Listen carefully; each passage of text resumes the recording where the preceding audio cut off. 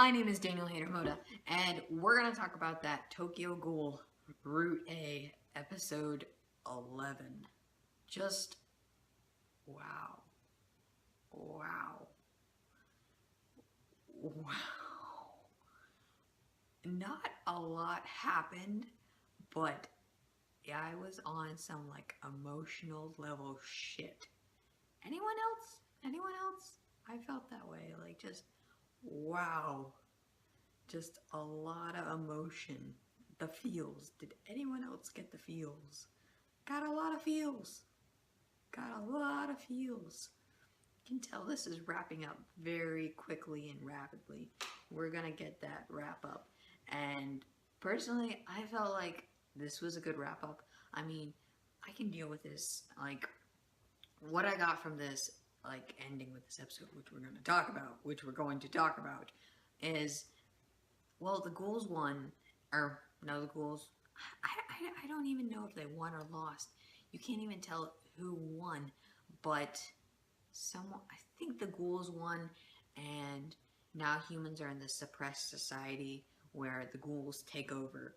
And this is all speculation, but the ghouls have taken over, and they're all on reign supreme shit level stuff, and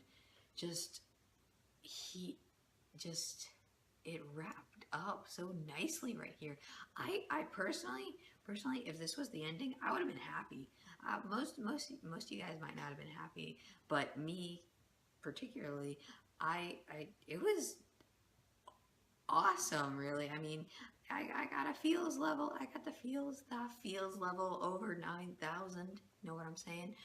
But anyways, let's get into the episode because I've been ranting or talking about them feels most of this episode. So Juzo gets them feels. We're talking about Juzo getting them feels first. Juzo. Now, this entire time, not a single thing. Season 1, nothing. We didn't really even get our Season 1. Season 2, yeah. But mainly this episode and the last episode, because she really got into it. Like, she was like so upset Shinohara died, and she couldn't even do anything when she stood up to the owl the first time. You just saw her face like, fuck. Juzo is a guy. I always think she's a girl. He looks like a girl. So if I make that mistake, I'm sorry. But anyways, just Juzo, just the way she did everything,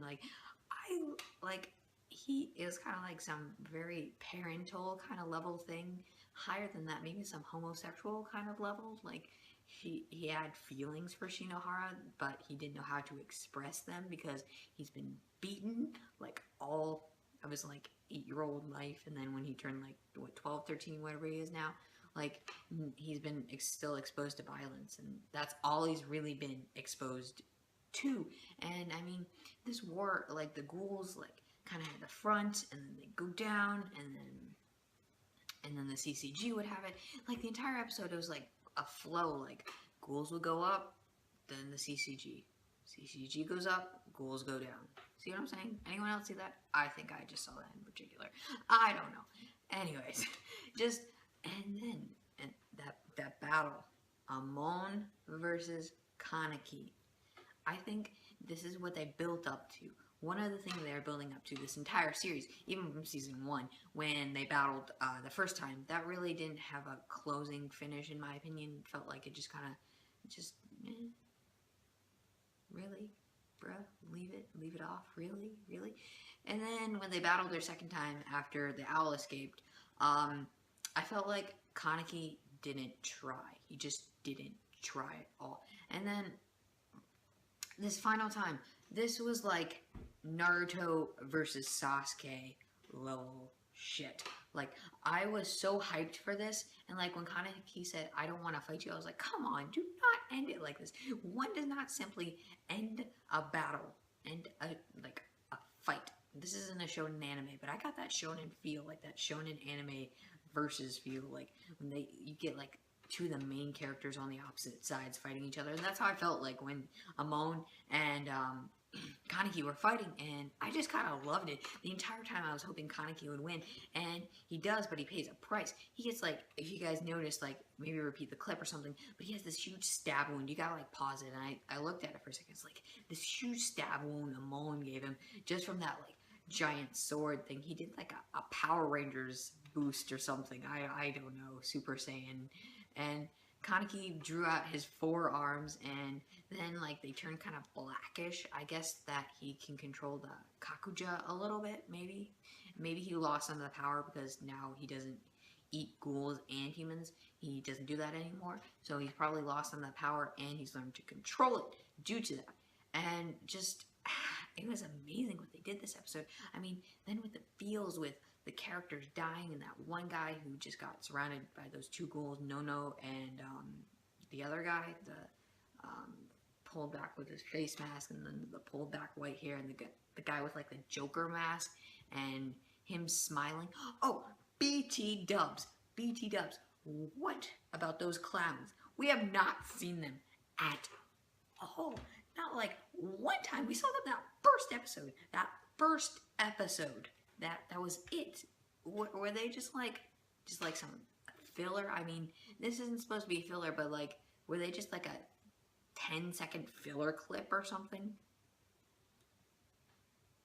And personally, how are they going to get into the story with one episode left and this whole 12 episode thing? I mean, how are they going to fit these clowns in there in just this one? You see my finger? One episode. How are they going to fit that? You can't just introduce a new villain in one episode. One does not simply introduce a new villain in one episode. You can't do that in an anime. I mean, you can't just say, I'm a villain, I appear, and then, oh yeah, now I'm dead, and within the span of 20, 30 minutes. No, you can only do that in, like, kid shows. No, you can't do that in anime. That is a fucking rule. You cannot do that. I'm stating that. That's a fucking rule. Listen to me. Listen to me. It's a fucking rule. It's a rule. You cannot have a shonen or any type of villain appear with one episode within one episode and then die. You all fucking hear me? You can't do that. You can't do that.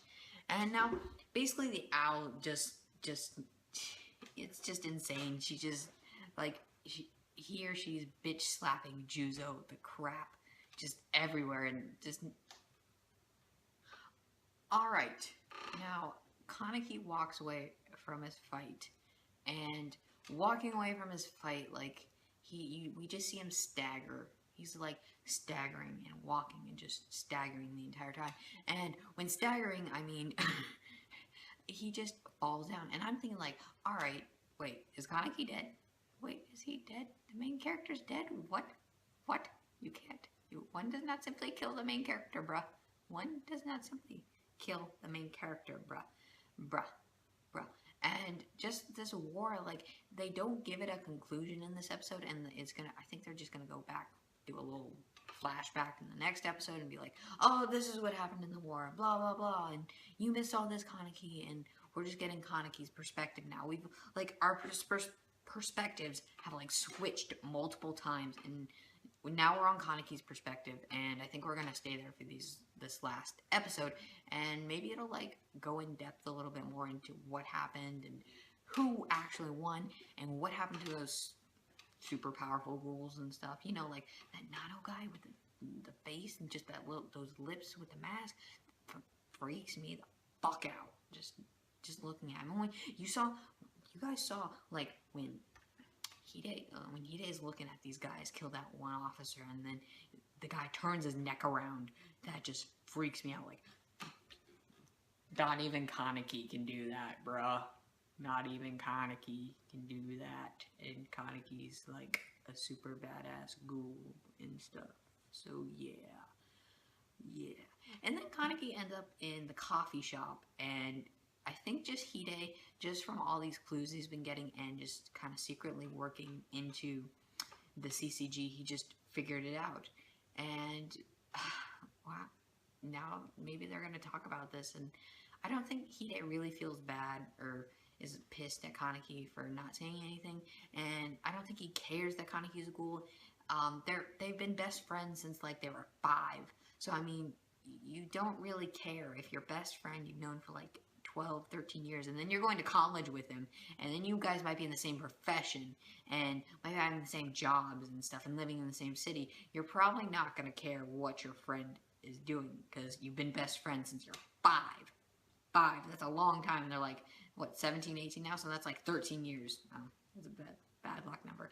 Anyways, yeah, that's it for this one, guys. I really like this episode. That's why I probably ranted about it, and peace out.